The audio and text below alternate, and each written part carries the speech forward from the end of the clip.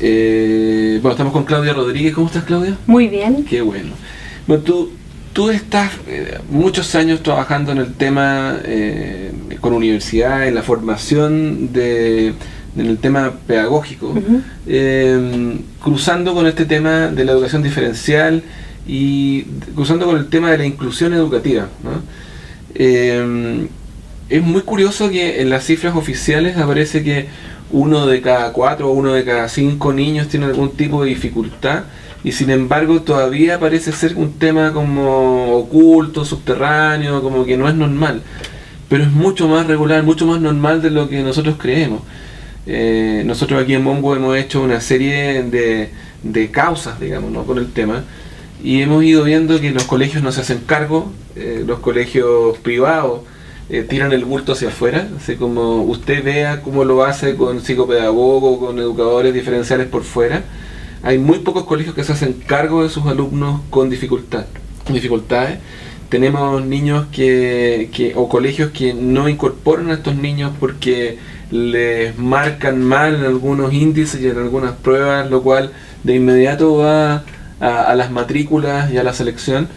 Y el panorama no se ve precisamente muy alentador, digamos, ¿no? Cuando hemos entrevistado mamás que están impulsando cosas, ¿no?, con niños con Asperger o con niños que tienen dificultades físicas, o con niños que tienen dificultades como, no sé, la diabetes o otro tipo de enfermedades, el panorama se ve muy oscuro. ¿Cuál es tu visión como general del cuadro que estamos viviendo en Chile? O sea, la verdad es que comparando con los años 90, porque antes de los años 90 la verdad es que educación diferencial está absolutamente estancada. Okay. Entonces en ese concepto estamos hablando de no más de 20, 22 años, igual es poco tiempo. O sea, ahí empezó los decretos que empezaron a incentivar la integración escolar.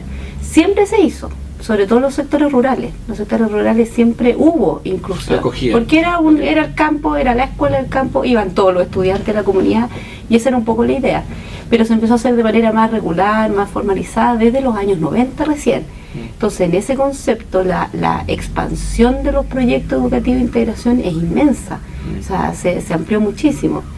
Entonces, estamos mucho mejor. Igual nos falta montones, y es un poco lo que te estaba comentando recién, el cambio cultural. El cambio cultural, porque en el fondo es 99% desconocimiento, es no saber, es tener muchos miedos, es tener mucho prejuicio, cómo lo hace una persona con Asperger, cómo me comunico con él, o una persona con síndrome de Down, cuando en el fondo es mucho menos complicado de lo que uno cree, ¿ya? Es más natural, es diferente. De repente hay aspectos muy específicos que uno tiene que considerar, y eso es todo para ir apoyándolo en su aprendizaje, en su desarrollo y todo. Pero hay todavía un tema cultural muy fuerte de rechazo, de ignorancia y de actitudes así insólitas de discriminación. Porque si uno analiza como los distintos protagonistas de esto, claramente tú estás enfocada en lo que es la formación de los que van a tener la enseñanza, ¿no? Efectivamente también ahí empezó hace 22 años este ir de generaciones de educadoras diferenciales y gente más preparada para atender a estos niños.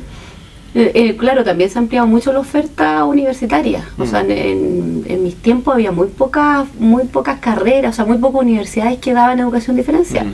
Yo estudié en la Metropolitana y en ese tiempo era casi la única, había otra en el sur o así, pero muy poco.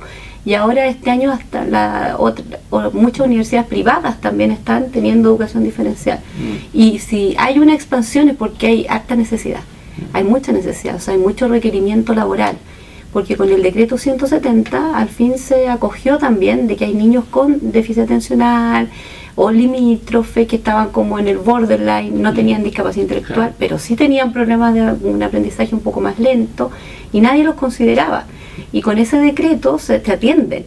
Entonces se necesitan mucho más educadores diferenciales. Entonces la mirada que tiene 170 también es más positiva porque es el apoyo dentro del aula, no es sacar al niño del aula. Porque eso también era como discriminación dentro de la inclusión. Claro, o sea, tú estabas en el colegio y eras como una isla que nadie tenía idea mucho qué hacer el educador diferencial. El niño especial. Es como que lo viene a sacar al niño. Entonces ahora eso produjo un choque súper fuerte con los profesores de curso, que es normal, porque no estaban acostumbrados a que entre otro profesional se sentían como evaluados, supervisados, pero a la medida que se han dado cuenta del tremendo aporte que puede hacer un educador diferencial, no solo para el niño con necesidades educativas especiales, para todo el curso. Entonces, cuando hacen aporte, cuando planifican juntos, cuando yo pongo más temas sensoriales, cuando yo abarco otro estilo de aprendizaje para que todos los niños aprendan mejor, se logra un trabajo colaborativo que es muy enriquecedor.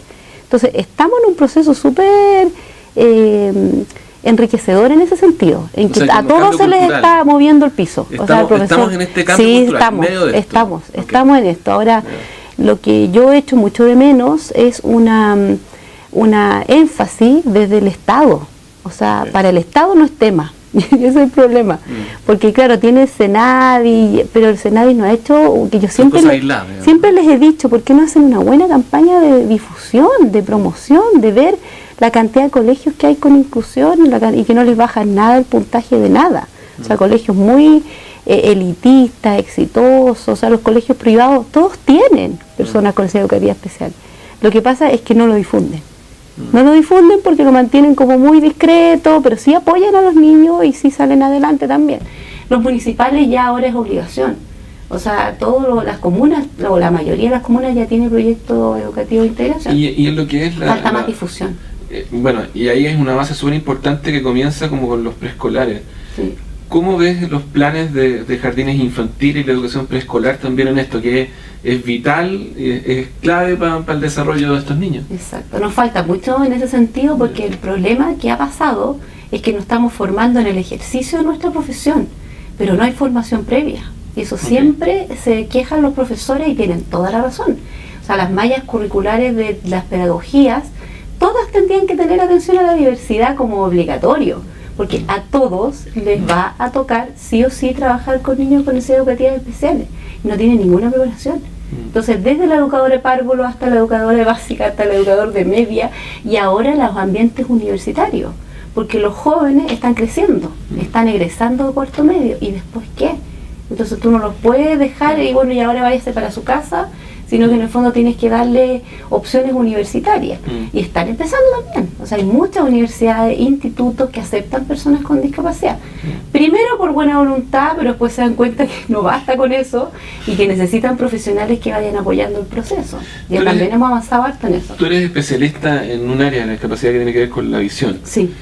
¿Cuál es la realidad de este tipo de... Uno ve de pronto, no sé, como aquí por ejemplo en una estación de metro, en donde de repente te dicen, que lo descubrí hace algunos años, ¿no? Que dicen, estamos en la estación Manuel Montt precisamente porque hay una escuela y una biblioteca de ciegos en el sector. ¿Cuál es la verdadera dimensión de esta discapacidad? Bueno, en el tema de la discapacidad visual, la realidad es que hay mucho más adultos que niños. Eso es lo primero. O sea, el mayor porcentaje se encuentra entre los 30 a los 80 años. En la medida que somos una población que está envejeciendo, es un tema que se viene masivo, porque en el fondo hay discapacidades visuales que están muy asociadas a la edad. Tenemos un aumento impresionante de la diabetes, obesidad, hipertensión, y esas enfermedades crónicas, a la larga, por lo menos la diabetes, produce discapacidad visual. Entonces, en el fondo, la realidad es que hay muchas personas adultas con discapacidad visual. ¿Y eso pasa en niños también? ¿Niños con un problema de desorden alimenticio que derivan en esto? Puede ir pasando, todavía no lo sabemos porque estamos recién con problemas serios de obesidad en los niños. En los niños lo que pasa es que la discapacidad visual se asocia muchas veces a otras necesidades educativas especiales, temas más genéticos, tiene más que ver con eso, pero en porcentaje son mucho más los adultos. ¿Qué es lo que pasa con los adultos? ¿Por qué todavía como que no se ven?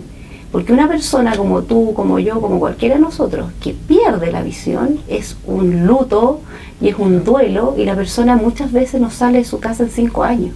O sea, hemos encontrado esas realidades. Cuando recién se da cuenta que no está muerto, que no murió, que tiene que aprender a vivir la vida y el mundo de otra manera, y llega a los centros de rehabilitación, ha pasado mucho tiempo. Entonces ahí también nos falta mucha difusión de que con técnica de la vida diaria, de orientación y movilidad, de computación, que aporta muchísimo, la persona puede rápidamente volver a estar en los entornos en que estaba, trabajar, etcétera, etcétera, pero hay bastantes. Muchas gracias, Claudia. Ya pues. Te quiero dar un regalo de Ediciones B, este libro de nuestro amigo Sebastián Lía, que ha estado también aquí entrevistado. Se llama Yo Medium. Muchas gracias. Y muchas gracias. Ya pues, no, gracias a ti. Muchas gracias.